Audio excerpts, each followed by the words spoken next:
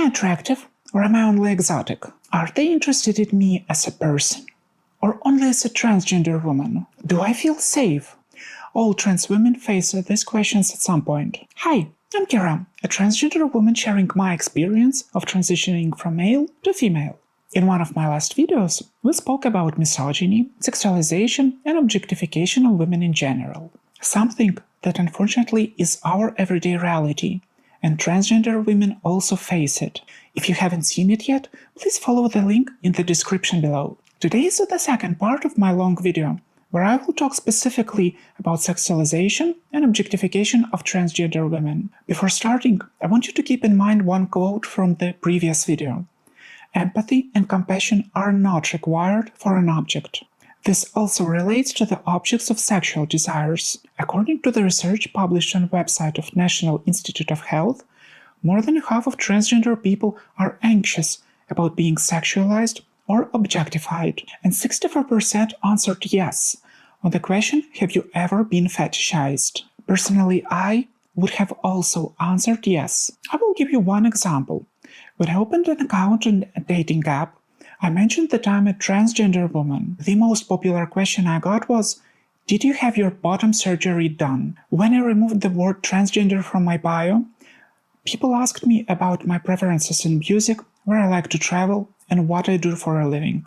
See the difference? My body parts were shifting the focus from me as a person, and I was treated as an object for pleasing sexual desires. Why should anyone care about this question if we don't plan on having intimacy? It was my decision to remove this information about my old experience, because I wanted to be seen as a person first. If someone needs to explore their sexual or gender identity, it should be done in the therapist's office, but not in relationship with someone else. The first time I experienced sexualization as a woman was when I noticed men staring at the wind playing with my skirt.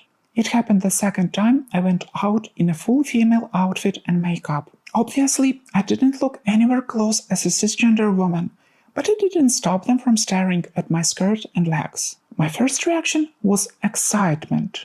I thought I have achieved a perfect female look just on my second time going out, and men are seeing me as an attractive woman. But some time passed, and I tried to remember their looks. They didn't see anything else and were interested only in one part of my body. As we discussed in a previous video, this is the part of objectification. For me, it was a very stressful and unexpected moment of encountering sexualization and objectification. I knew it existed, and for many women it became an everyday reality. But it's hard to understand the full depth of this issue until it concerns you personally. You don't know how to react because no one have ever taught you how to. We missed that precious time in our childhood, when other women first encountered sexualization and learned how to cope with it. It falls out of blue on us, and we have to figure out everything on our own. To better understand, genitalia and chromosomes don't make us male or female. Only our knowledge, experience,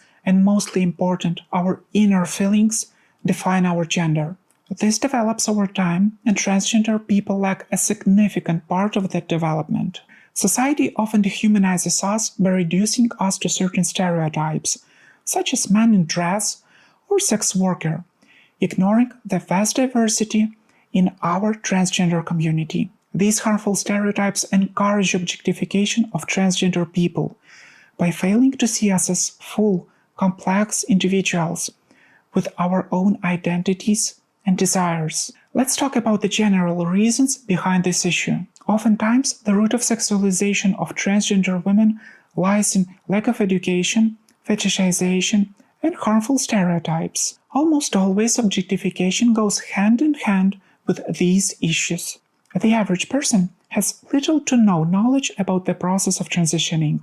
Usually, their understanding is limited to a brief and often completely wrong idea of medical transition, gender-affirming surgeries, and changes in secondary sexual characteristics. People know there is a difference in our bodies, specifically in genitalia, but they don't have a complete understanding. Since transgender people belong to a minority, many others perceive us as something exotic. Some get excited and sometimes aroused by that exoticism. This knowledge often comes from two sources: adult content and mass media. Both provide a distorted view, with their main goal being to gain impressions from the audience. Mass media uses topics related to transgender people to grab attention. It's more exciting for the audience to consume information about something unknown or strange to them. It's worth taking into account social norms, where sexual topics aren't discussed freely, which creates a forbidden territory. So, combining these two factors, us being a minority and taboo public discussions on intimacy, we become a perfect object for sexual interest. Of course, they don't think of us as real people. We're objects serving to satisfy someone's curiosity and desires. Nowadays, it's not surprising when people get their first information about transgender individuals from content for adults. The main focus is on the physical aspects of transitioning, not the inner journey. This forms the popular idea that transgender people are driven by their sexual desires, and transitioning was primarily motivated by these desires. With easy access to the internet, society faces a growing addiction to adult content. According to the research published on the website of National Institute of Health, 11% of men and 3% of women are struggling with this addiction. The largest website of adult content reports an annual increase in interest in transgender-related categories. Yes, on one hand, it can be explained by our growing visibility, but visibility doesn't equal full acceptance of us as members of society. Such content forms a false image of transgender people. It emphasizes our high libido, which in reality is often the opposite due to the effects of HRT. Hormone replacement therapy also impacts some body functions that are no longer present. To maintain them, some transgender actresses undergo additional treatment with testosterone, which can be unwanted for the majority of trans women. In these films, the main performers often keep the traditionally male or dominant role, which is also can be far from the reality. Working in this industry is popular among transgender people due to different factors, like financial struggles, discrimination among employers, and limited access to medical care, specifically gender-affirming surgeries. Unfortunately, after starting transitioning, many transgender people face being fired from their jobs, losing families, and being thrown out of their homes. This is the sad reality of our lives. And for some, the only visible way out is working in adult industry. Of course, for some people, it is a voluntary choice. But it's not uncommon to hear that someone was forced into this industry by the circumstances. In society, it forms the false perception that the majority of transgender people work in the adult industry. Social norms claim that this is shameful, and as a result, society stigmatizes the entire community. It's not shameful, and it is the same job as any other. Of course, if it's not related to crime or aggression, which can obviously happen on any other workplace too. But we can't change the mindset of society overnight. These outdated norms do a disservice to the transgender community. Another issue most of us face is related to building new relationships.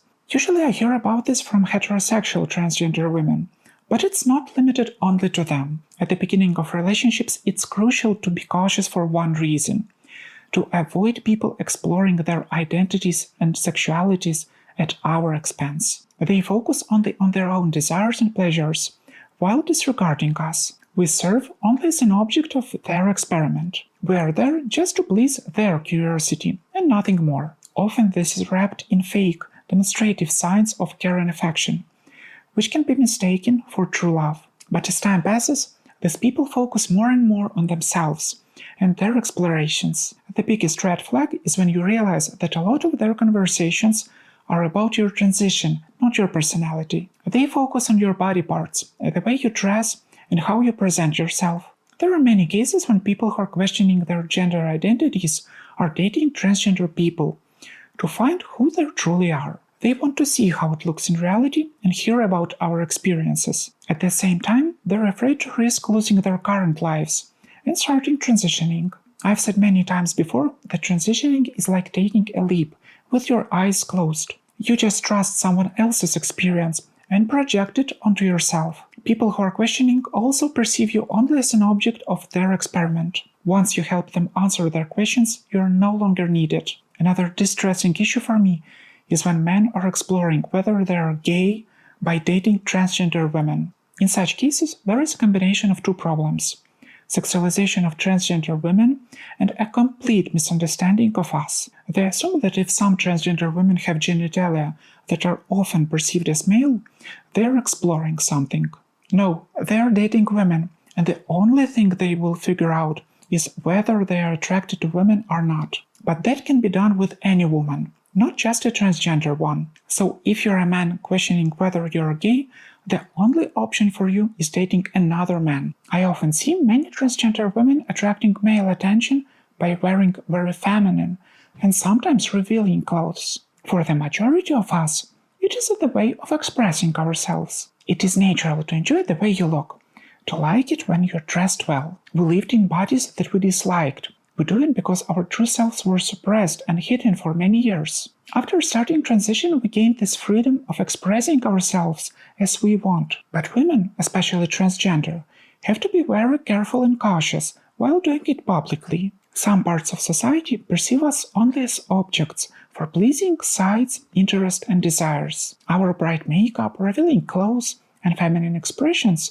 can be perceived as something inviting and stimulating for others. We all live in a real world, and despite the fight of our community, it still remains a very unsafe place. We attract more attention than other women, especially when we're early in our transition. We have to learn how to react to attention, how to say no, how to keep boundaries, and how to stay safe. It is crucial not to confuse sexualization and sexual interest in you as a person. It is common for women, especially transgender women, to perceive it as a compliment. But no, usually you're just an object and nothing more. In their eyes, you're there only for one goal: to please their sexual desires. They don't see your beauty, the inner world, knowledge or thoughts. It doesn't matter to them at all. You will be used and forgotten right after the moment of pleasing them physically or just by looking at you. As a transgender woman, there is always this pressure. As we're supposed to be grateful for any sexual attention, it can make it harder to be assertive about what we really want or don't want. This mindset can put us in risky situations, even dangerous ones. The reality is we often face sexual objectification and dehumanization. This can even show up in our relationships, leading to harmful dynamics or violence. We often close our eyes on the things that are bad for us, because we're satisfied with so little. We're afraid of not being loved by others because of our past. Yes, I haven't gone against the whole system, and I followed its rules to get some benefits from it. I enjoy being sexually attractive, but I hate being sexualized. I always keep in mind that there should be this boundary of dignity and self-esteem that no one can cross. Never let anyone perceive you as an object. You're a person with your own experience, knowledge, deep and probably hard life story. You went through an enormously hard path of realizing your true self. You can't neglect it by becoming an exotic toy or an experiment for anyone. You deserve to be loved, respected, and accepted as who you are. You should have your own criteria for people who can form your community. If someone doesn't meet them, let them go. You are not alone. You're human. You're loved. And you're beautiful. Thank you for being with me. Please subscribe, hit the like button, and see you soon in my next video. Bye.